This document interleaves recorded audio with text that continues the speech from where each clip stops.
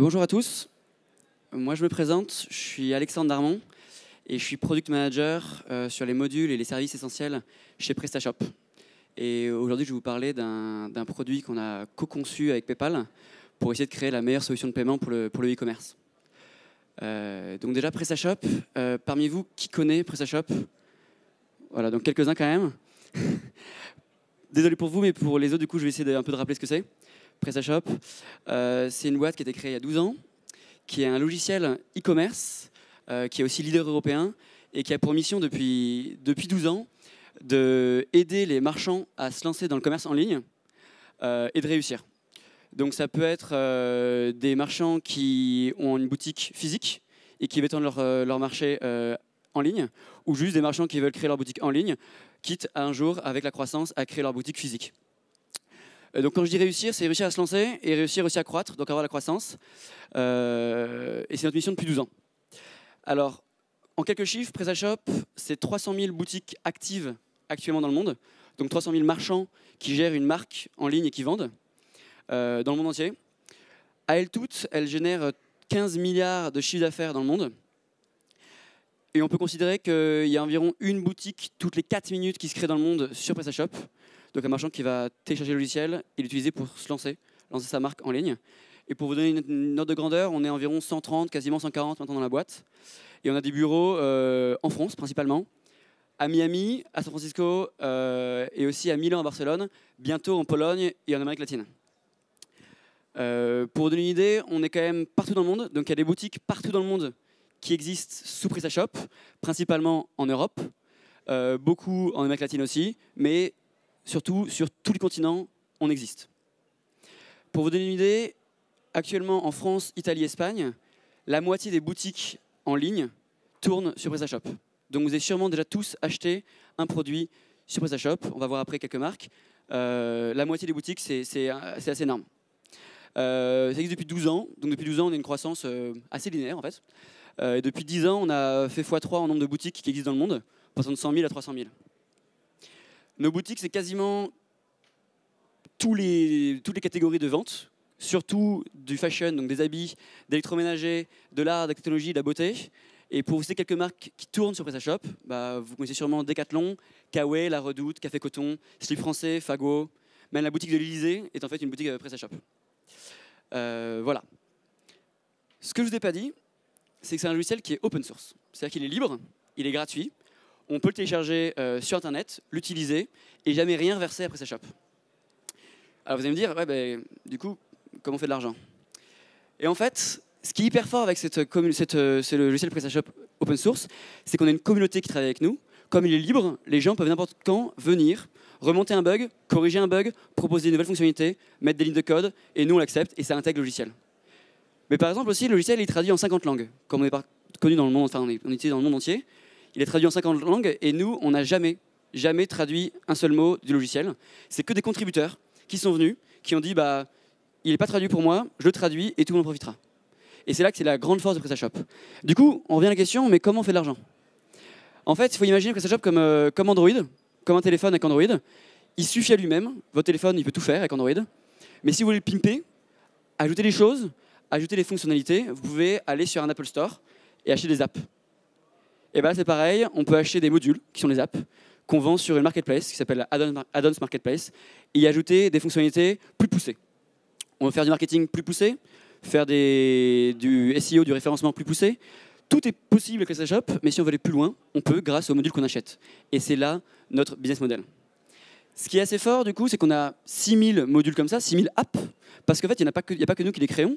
Il y a beaucoup de contributeurs, des agences, des freelances, des gens qui l'ont développé pour eux, qui se sont dit autant le vendre, et qui viennent le vendre sur la marketplace, sur l'Apple Store. On a aussi 140 partenaires stratégiques industriels, on en reparlera plus tard parce que c'est important pour le concept d'aujourd'hui, qui couvrent un peu tous les fronts de l'e-commerce. Ça peut être le paiement, le shipping, le marketing, l'hébergement, le référencement, l'administration, etc. Et on a aussi 220 agences qui travaillent sur PrestaShop tous les jours pour construire avec des marchands leur marque, leur boutique. Et ils sont payés pour ça. Et je crois d'ailleurs qu'il y en a qui sont présents aujourd'hui dans la conférence. Voilà. Tout ça au service de nos valeurs qui sont la liberté. Le logiciel il est libre, gratuit, les gens font ce qu'ils veulent. la présence, on est présent partout dans le monde, grâce justement à cette communauté qui est énorme, et l'accessibilité. Qu'on s'y connaisse ou pas, qu'on veuille faire des grandes choses ou pas, eh ben, tout est possible et c'est accessible. Maintenant qu'on a un peu posé le contexte de PrestaShop, on va parler de l'alliance PrestaShop et PayPal. PayPal, je ne présente pas, vous connaissez tous, solution de paiement mondiale, énorme, hyper connue, fondée par Elon Musk, et qui sont en fait partenaires de PrestaShop depuis 10 ans. Donc si on compare un peu PrestaShop et PayPal, PrestaShop en France, c'est 60 000 boutiques actives sur PrestaShop. Donc 60 000 marchands qui tous les jours bossent sur le logiciel pour pouvoir vivre, c'est leur boulot, ont des employés, vendent leurs produits, leurs marques, etc. En comparatif, en France, PayPal, ils ont 7 millions de comptes clients qui payent par PayPal régulièrement. Donc c'est beaucoup plus. Si on compare le chiffre d'affaires, nous, on a un chiffre d'affaires de 20 millions d'euros dans la boîte. Eux, en 2016, ils en avaient déjà 11 milliards de dollars. Donc c'est beaucoup plus. Nous, on est déjà fiers de dire qu'on a une boutique qui se crée toutes les 4 minutes sur PrestaShop. Eux, ils ont déjà 277 millions de comptes dans le monde. Et vu leur croissance, ça fait environ 74 comptes créés par minute dans le monde. Donc nous, on est déjà fiers de le dire. Eux, c'est beaucoup plus. Mais après, c'est cohérent parce que nous, on est que 130, un peu plus. Eux, ils sont quasiment 22 000 employés. Donc on parle d'ici d'une boîte qui est modeste, mais qui quand même n'a pas à rougir devant ses partenaires, PrestaShop. Et à côté, on a un géant du paiement qui est dans le monde entier, 22 000 employés, qui a une force de frappe énorme. Et pourtant, ils sont partenaires depuis 10 ans. En 10 ans, ça a donné un partenariat assez fructueux. On a 80 000 marchands qui sont communs, donc qui ont un logiciel PrestaShop, qui au jour le jour gèrent leur boutique et leur catalogue sur PrestaShop, mais qui proposent à leurs clients la solution de paiement PayPal.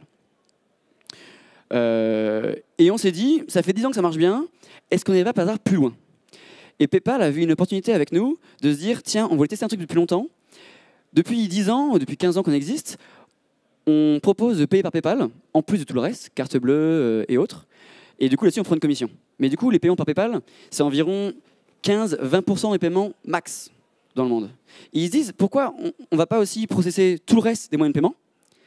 Et du coup, vu qu'on les processe, on a Techno, on a les serveurs pour faire ça, on prend une commission dessus. Et du coup, on s'est dit, OK, on fait une solution de paiement comme ça, mais d'abord réfléchissons ensemble à ce qu'on veut faire, où est-ce qu'on veut aller. On ne va pas juste créer une opportunité pour PayPal, on va se dire, on va faire le meilleur truc pour nos marchands. Ça va déjà aider nos marchands, mais aussi peut-être faire venir d'autres marchands dessus. Donc on se pose la question, quels sont les 3 pain points, les 3 épines dans le pied d'un marchand, ce qui concerne le paiement? Donc les marchands ont beaucoup d'épines dans le pied, concernent plein de domaines. On va se concentrer d'abord sur le paiement, il y en a déjà assez dans le paiement. Les marchands, quand ils créent leur boutique, ils veulent mettre un moyen de paiement, ils ont un premier problème, c'est qu'il y a beaucoup de solutions. Ils ne savent pas forcément laquelle choisir. S'ils en choisissent une, ils doivent l'implémenter, ils doivent la configurer, ils doivent avoir un compte. S'ils en veulent plusieurs, il faut plusieurs connecteurs, plusieurs comptes, plusieurs configurations. Et surtout, l'argent qui va affluer de différents moyens de paiement depuis le client va affluer sur différents comptes. Complexité pour la comptabilité, complexité de savoir où est son argent pour un marchand, etc. En plus, plus on met de solutions, plus le client va être perdu. Deuxième problème, c'est un marchand qui se lance dans un pays, la France, il marche bien, il grossit bien, et il se dit « je vais vendre dans un autre pays ». Allez, je vais aller vendre aux Pays-Bas. Est-ce qu'il a besoin de savoir comment sont les habitudes de paiement aux Pays-Bas? En fait, oui, parce qu'aux Pays-Bas, il y a un moyen de paiement qui s'appelle iDeal, et la moitié des gens aux Pays-Bas payent avec iDeal. Donc si un marchand français ne connaît pas iDeal, il sort aux Pays-Bas, il fait un énorme effort marketing, les gens arrivent sur sa boutique, ils disent « ah, je vais acheter ça », et au moment de payer, ils n'ont pas iDeal. Donc déjà, la moitié partent, parce qu'ils aiment bien payer par ça, et l'autre moitié se dit « c'est bizarre, moi je connais très bien iDeal, cette boutique l'a pas, est-ce que vraiment c'est dispo dans mon pays? Est-ce que c'est un site professionnel ?» Et potentiellement partent. Tous ces clients qui partent là, c'est des gens qu'on a fait l'effort de les faire venir sur la boutique, trafic énorme, travail énorme de trafic, et puis au moment de payer, ils partent, et on perd la conversion. Troisième problème, c'est les coûts. Beaucoup de marchands vont choisir leur solution de paiement par rapport au prix que ça leur coûte. Quelle est la commission qui va être prise par la solution sur leurs achats? Chaque commission en plus impute leur marge. En plus, si la solution de paiement elle refuse trop de paiement, elle dit « ah, celui-là, trop risqué, je ne le prends pas », il n'y a pas d'argent. Et aussi, est-ce que le moyen de paiement est assez efficace contre les fraudes? Ce paiement, je le vois, j'ai une commande qui est faite, je l'envoie, le produit, et en fait, le paiement n'arrive jamais. Perte énorme. Donc il faudrait qu'il y ait un moyen de paiement qui me garantisse que quand j'envoie quelque chose, je vais bien avoir l'argent derrière. Mais on s'est dit, si on résout ces 3 problèmes-là, les marchands vont prendre notre solution, mais les clients ne vont pas la choisir. Ce qui fait que ça va pas être hyper utile et on va dans le mur. Donc c'est dit aussi, nous, solution PrestaShop, on connaît très bien l'e-commerce. Donc on connaît très bien les marchands, mais PayPal, ils connaissent très bien les moyens de paiement, et ils savent ce qui plaît aux clients. Du coup, quels sont les 5 facteurs majeurs pour qu'un client choisisse telle option plutôt qu'une autre? La première, c'est la confiance. Il faut qu'il ait entièrement confiance. Il n'ait pas de doute sur ce qui va se passer derrière, son paiement il va arriver au bon endroit, etc. Deuxième, c'est la rapidité.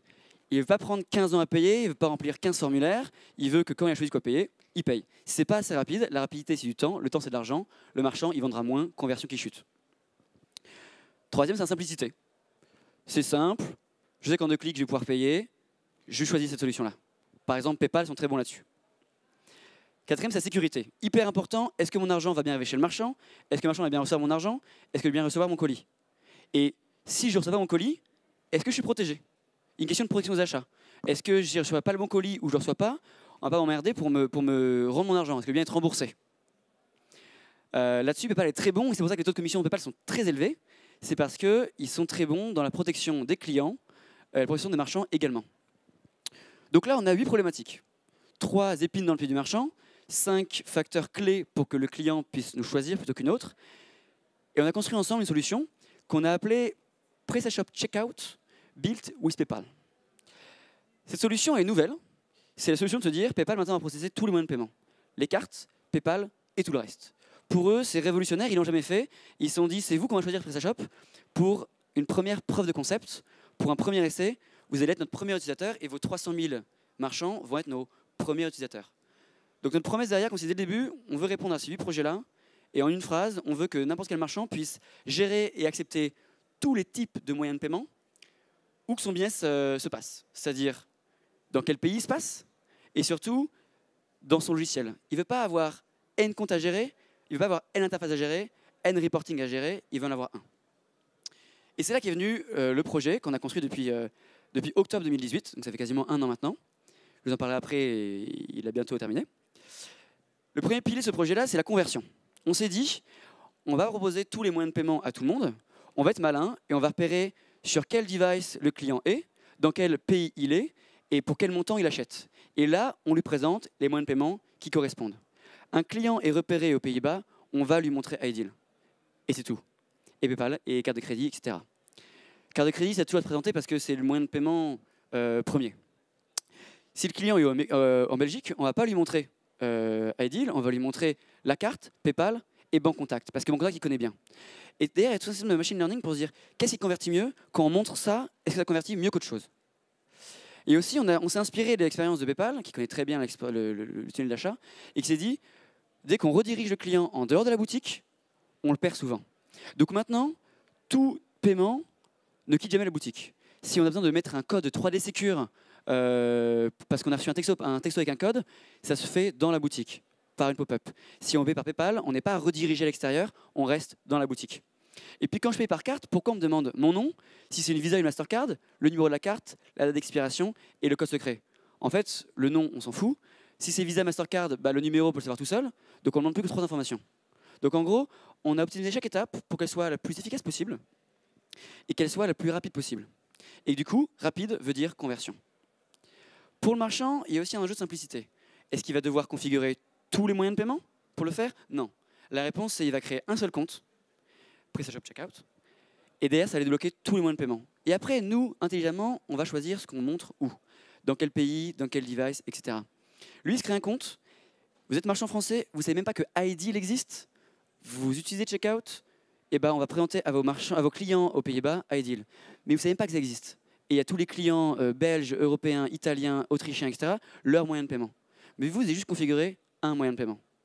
Derrière, en plus, tous les paiements qui vont arriver de ces différents modes de paiement vont arriver sur un compte. Un seul reporting, où vous pourrez voir ce que vous avez gagné, vos taux de commission, ce que vous avez sur votre compte. Donc beaucoup plus simple. Vous voyez ici, c'est l'endroit où apparaîtra les moyens de paiement, PayPal et d'autres si vous êtes dans un pays particulier. Simplicité, je viens de le dire, un seul onboarding, une seule création de compte. Je vous montre par exemple à quoi ça ressemble. Ça, c'est le back-office PrestaShop, c'est là où on gère sa boutique, catalogue, order, prix, etc. On crée un compte. Derrière, on a, si on finit de créer son compte, les moyens de paiement PayPal et carte de crédit qui se débloquent. On a juste à créer un compte, et ce qui est intelligent, c'est qu'on peut le créer depuis l'intérieur du back-office. C'est-à-dire qu'on ne part jamais sur PayPal, on se crée un compte si on n'en a pas, on connecte si on en a déjà un, et on le fait depuis le back-office. Troisième, c'est la sécurité. Alors, PrestaShop, on est expert e-commerce, on n'est pas expert en paiement, et on est encore moins expert en sécurité des paiements. Du coup, là-dessus, c'est PayPal qui gère. PayPal, leur transaction, c'est leur métier depuis 15 ans, c'est leur cœur de métier, ils ne vont pas laisser ils vont pas laisser des failles de sécurité, et si la loi change sur le paiement, comme ça arrive exactement demain, avec des SP2 en Europe, c'est eux qui vont gérer. C'est eux qui vont mettre à jour leur solution pour que ce soit conforme. Nous, là-dessus, on se dédouane. Aussi, PayPal a un algorithme de fraude hyper intelligent qui se dit « Ouh là là, cette carte de crédit qu'on m'envoie là, elle est localisée en Chine, alors que le détenteur de cette carte-là, il est en France. Hier, il a fait un achat en France, et dans son compte en banque, je vois aucun billet d'avion qui fait France-Chine. Sûrement une fraude, je le refuse. » Ces règles sont intelligentes et sont communes à tout le monde. Et ce qui est puissant, c'est que PayPal a créé en même temps un outil de configuration de loi antifraude, c'est-à-dire qu'on va proposer aux marchands d'autres lois, d'autres règles. Et le marchand a le choix de les activer ou non. Par exemple, on a repéré que depuis l'Inde, les 10 dernières transactions faites par une Visa, il y en a 8 qui étaient frauduleux, qui ont mené soit à un retour et vous l'avez remboursé, ou l'argent n'est jamais arrivé. On vous propose d'arrêter d'accepter les visas en Inde, ou autre chose. Donc non seulement il y a des règles qu'on peut configurer nous-mêmes si on a envie, mais en plus PayPal nous propose des règles en plus à configurer. Voilà. Quatrième argument, c'est le prix. On l'a vu, combien ça va me coûter, c'est énorme.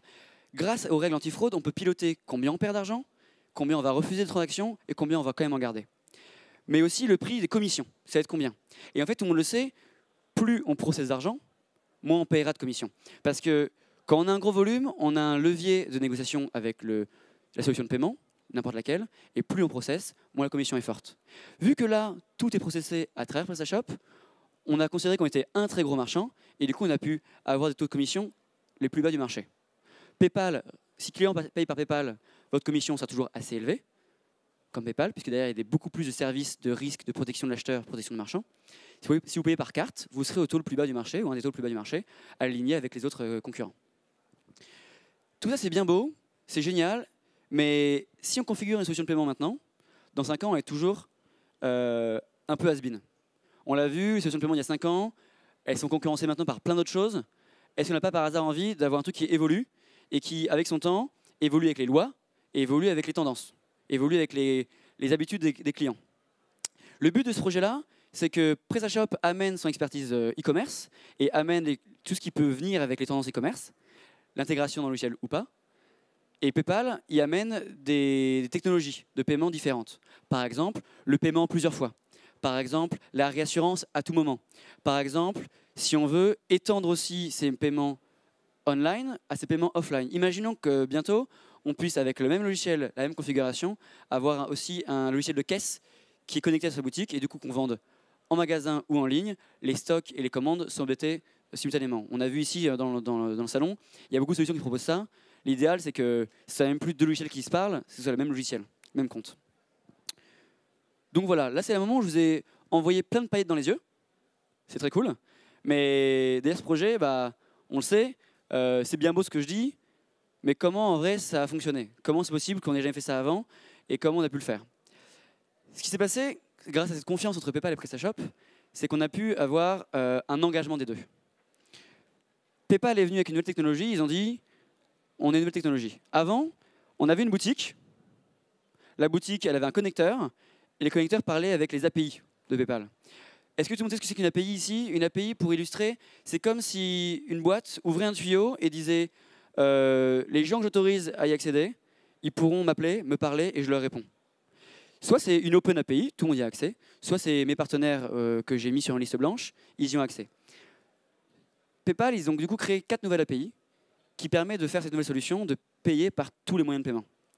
Et ils ont mis une seule personne au bout de cette API-là, qui a le droit d'y accéder, c'est PrestaShop. Donc ils ont créé 4 API. Une API de création de compte, pour qu'on puisse créer son compte PayPal directement dans son back-office, là où on est toute la journée. De paiement, j'ai fait une vente, prélève client 18 et reverse sur mon compte, s'il te plaît. Reporting, plutôt que d'aller voir sur son compte PayPal ce que j'ai gagné, avoir exactement au même endroit que là, je gère mes commandes, les gestions de ces paiements-là. Et gestion des litiges. Gestion des litiges, c'est quand un client n'est pas content, il n'a pas reçu son colis ou pas le bon, il négocie avec vous. Ça, on verra plus tard. Ce n'est pas dans le projet actuel. Malheureusement, du coup, si on fait ça, n'importe quelle boutique peut appeler ses API. PayPal ne sait pas si ça vient de nous ou pas. Du coup, ce qu'on a dû faire, c'est qu'on a dû se positionner comme intermédiaire de ces API-là et dire tout appel qui part de la boutique passe par nous, on la traduit et on l'envoie à PayPal en disant « PayPal, ça vient de nous, on est votre partenaire, vous nous connaissez, ce marchand, il est à nous, on est garant de ça, faites ce qu'il dit. » C'est-à-dire, prenez un prélèvement ou créez-lui un compte. Ce qui est sympa, c'est que eux, ils ont créé leur API, nous, on s'est mis au milieu et du coup, on sait communiquer avec eux. Par contre, on ne sait pas communiquer avec la boutique parce qu'il n'y a aucune API de paiement qui existe. Du coup, on a dû faire l'effort de créer une API, permet de discuter entre n'importe quelle boutique et nous, qui reprend toutes les fonctionnalités d'une API de paiement, d'un géant du paiement, je rappelle, et que dans cette API-là, ça comprenne tout. Ça comprenne création de compte, paiement, reporting, gestion des litiges, dans une nouvelle API. Donc c'est un projet qui est assez colossal quand même, mais par chance, on a eu un engagement des deux côtés. Donc quand je parle d'engagement, je ne parle pas de participation.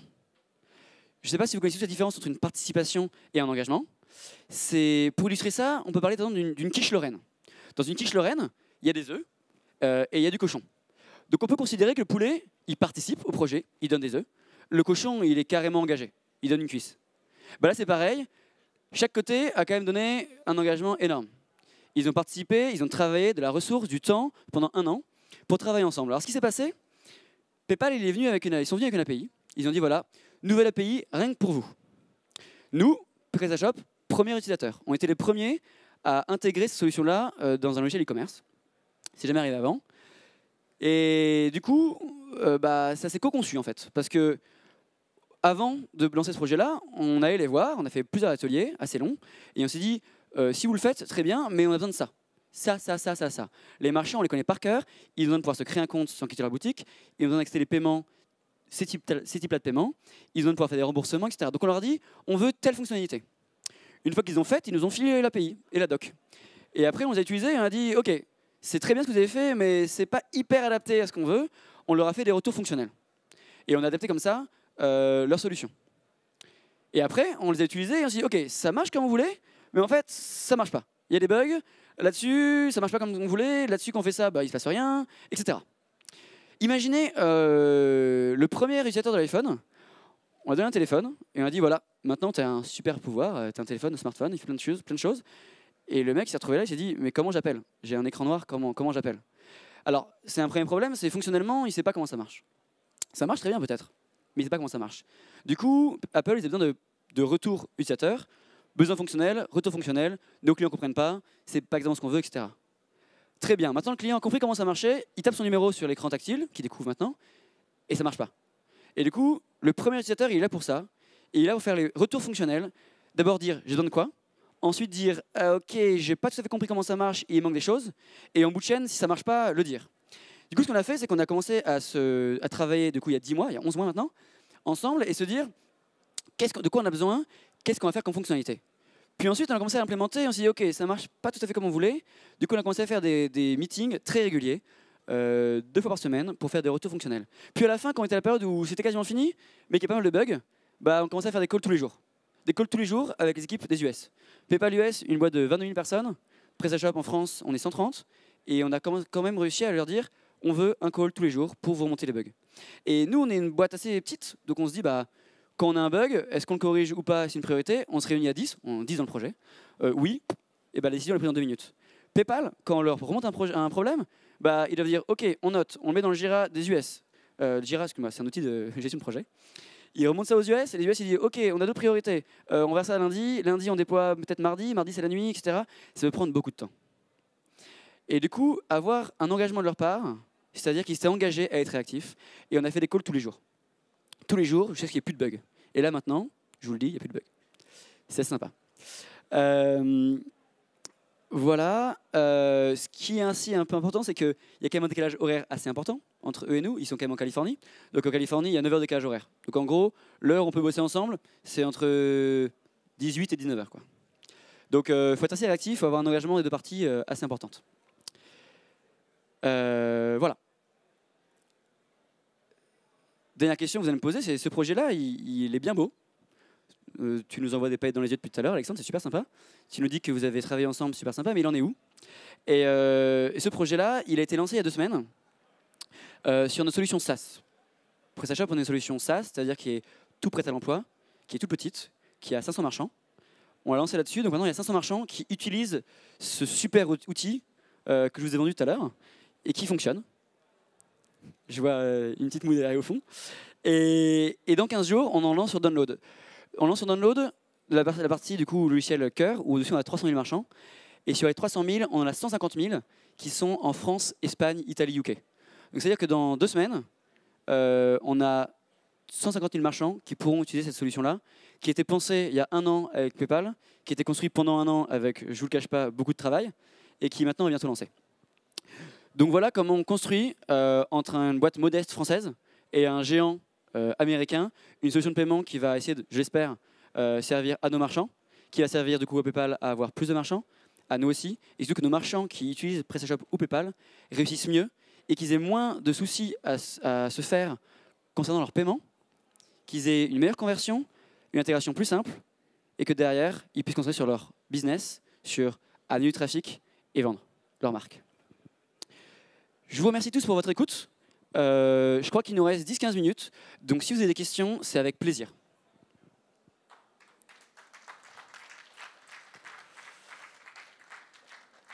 Merci. Je vois une question là-bas, allez-y. Ouais, si oui, je traduirai la question. Pas de souci, 3 questions. J'ai mangé une quiche Lorraine tout à l'heure, et je me suis dit, tiens, quiche Lorraine, œuf, lardon, parfait.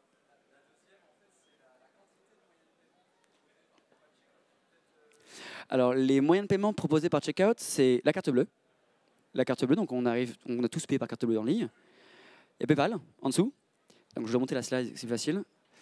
On a PayPal en dessous et on a aussi tous moyens de paiement qui sont pertinents selon notre contexte d'achat. Alors c'était il y a longtemps que la slide. C'est-à-dire, hop, bougez pas.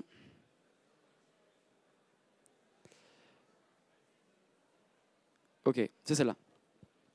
On a carte bleue classique, intégrée comme un logiciel, comme un moyen de paiement par carte. Le client ne se rend même pas compte que derrière c'est payé par PayPal, que c'est procédé par PayPal. Il rentrera sa carte de crédit, classiquement, 3 champs, numéro de carte, date d'expiration, code secret. Il aura aussi PayPal. Et s'il est dans un pays où il y a un moyen de paiement prépondérant qui n'est pas PayPal et la carte, par exemple iDeal aux Pays-Bas, Sofort en Allemagne, Giropay selon d'autres pays, on aura ce moyen de paiement-là. On va jamais vous présenter les 10, parce que si vous êtes néerlandais, vous ne connaissez pas le reste. Vous connaissez iDeal, PayPal, carte. Mais on vous montre ceux qui sont pertinents. Alors actuellement, du coup, dans les moyens de paiement locaux, ce qu'on appelle ça, qui vont être présentés selon le pays, il y en a 10. 10 qui sont consacrés plutôt à l'Europe. J'ai la liste en tête, si vous voulez, on en parlera après. Et à l'avenir, on en aura 50. Donc on va essayer d'aller vers 50, qui touchent aussi l'LATAM, tous les autres continents. On aura Venmo aux États-Unis, etc. 3e question.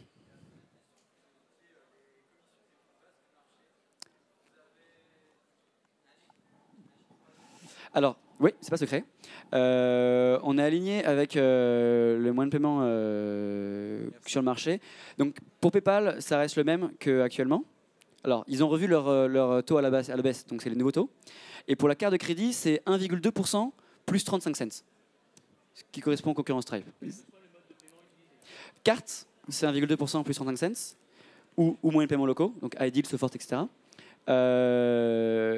Sur PayPal, c'est 2,9% plus 35 cents, ou ça dépend si vous êtes en Angleterre ou pas. Alors, en effet, American Express, tout le monde le sait, c'est plus cher. American Express, c'est plus cher, c'est de 3,4% plus 35 cents. Alors, dans l'idée, je ne peux pas démonter votre discours, mais par contre, on est loin des prix les plus bas du marché. Hein. Pour référence, je bosse pour la Banque Populaire et nos commissions ne sont pas celles-ci. En effet, si on compare aux moyens de paiement par carte des banques, les banques, c'est un processus un peu plus lourd. Il faut aller chez son conseiller, il faut signer un contrat, avoir un contrat qu'on confie dans son module. Ça, c'est beaucoup plus lourd et en effet, les taux sont plus bas. Si on parle des concurrents directs et solutions qui existent comme Stripe, qui sont purement pure player, ça, c'est plus bas du marché. En effet, les banques restent toujours plus bas, mais les banques gèrent toujours que, je pense, les cartes de crédit avec un process de création de compte un peu plus lourd. Je vais pas vous froisser. En fait, voilà, pour moi, il manque une précision, si je peux me permettre, il manque une précision de c'est les prix les plus bas du marché comparés aux acteurs numériques comme vous. Ouais, mais voilà. par exemple, sur une carte de particulier qui vend, pour un commerçant qui vend des produits en France, là, c'est quasiment le double de ce qu'on propose, par exemple. Donc, pour moi, il manque une précision dans votre slide. C'est vrai, et ça va avec les services proposés avec, en effet, qui sont avec PayPal. En effet, le taux de commission, il est comparable aux acteurs numériques concurrents et qui proposent de tels services. Les banques, c'est vrai que c'est un domaine assez différent dans le paiement, puisqu'ils ont des services un peu plus bas et un processus un peu plus lourd de création de compte. Mais en effet, il faudrait préciser ça. Pas de souci. D'autres questions?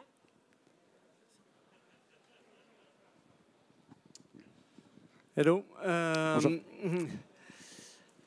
Comment ça s'intègre dans les différentes versions de PrestaShop?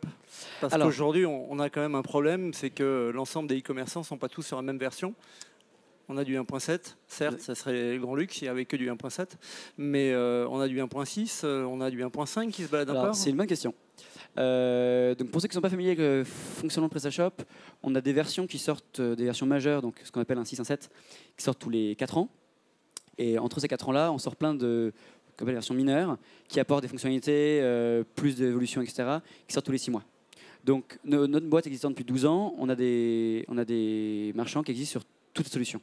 Alors, ils sont principalement sur un 6, un 7. Je n'ai pas les chiffres en tête, je crois que c'est 80% ou plus sont sur un 6, un 7. Le reste, c'est 20%. PrestaShop Checkout, quand ça sort dans 2 semaines, c'est compatible 1 7. Ce qui représente actuellement, je vous dévoile le chiffre, 40% des boutiques. On a l'ambition, et on va le faire, c'est dans le roadmap produit, de le rendre compatible à 1.6 d'ici fin d'année, donc d'ici Noël. Compatible 1.6.1, si vous voulez savoir. Qui représente 40% de plus de boutiques. Donc en gros, la solution de checkout d'ici Noël sera compatible avec 90% de nos commerçants. Les anciens, on essaie de les passer vers une solution plus récente, qui est maintenue, plus stable et qui a plus de fonctionnalités. Voilà. Et du coup, deuxième question au niveau de l'intégration, l'écran qui est affiché est juste sympa parce que bossant sur PrestaShop mais avec du Stripe et du PayPal, la dernière intégration du module de Stripe elle est juste pourrie, donc c'est plutôt sympa. Par contre, est-ce que c'est du paiement sans quitter la page? Oui, tous. Que ce soit carte, c'est champ de carte, exactement comme le milieu actuel. Et si c'est PayPal et tout autre moyen de paiement locaux, c'est des pop-up. Ce qui permet de driver la conversion, de ne pas perdre les gens parce qu'on les redirige, ce sera que des pop-up. Donc c'est-à-dire que l'écran au fond devient gris et une pop-up vient nous demander de continuer le process. Donc on ne quitte pas la page, on est rassuré, on sait qu'on va chez le marchand et que ce n'est pas frauduleux. Du coup, HTTPS obligatoire. Du coup, HTTPS obligatoire, il me semble. Mais actuellement, HTTPS, c'est la norme de sécurité. Toute boutique est conseillée de passer dessus. En plus, maintenant, c'est gratuit. Donc, on a intérêt à encourager tout le monde à passer dessus.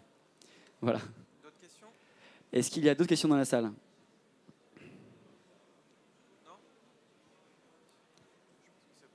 Une seule ici devant.